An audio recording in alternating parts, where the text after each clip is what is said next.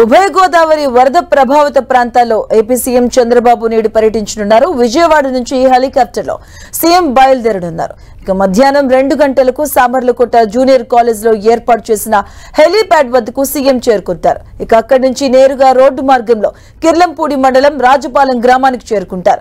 అక్కడ రాజుపాలెం గ్రామంలో వరద బాధితులను చంద్రబాబు పరామర్శించనున్నారు. ఆ తర్వాత రోడ్డు మార్గంలో సామర్లకోట టీటీడీసీ కళ్యాణ మండపానికి సీఎం వెళ్తారు. అలాగే టీటీడీసీ కళ్యాణ మండపంలో వరద బాధితుల ఫోటో ఎగ్జిబిషన్ చూసిన తర్వాత అధికారులతో సమీక్ష నిర్వహించనున్నారు. ఇక వరద పరిస్థితులు, వాటి సహాయక చర్యలపై రివ్యూ చేయనున్నారు సీఎం.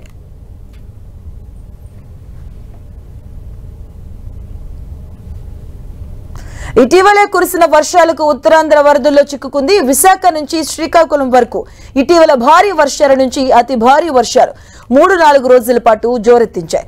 ఇక వాగులు వంకులు పొంగిపొర్లాయి. అంతేకాదు వేలాది ఎకరాల్లోని పంట నష్టం సంభవించింది. కొండ చర్యలు విరిగిపడి రాకపోకలు స్తంభించాయి.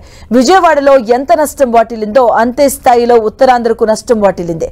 ఈ నేపథ్యంలోనే సీఎం చంద్రబాబు ఉత్తరాంధ్రలో పర్యటించబోతున్నారు.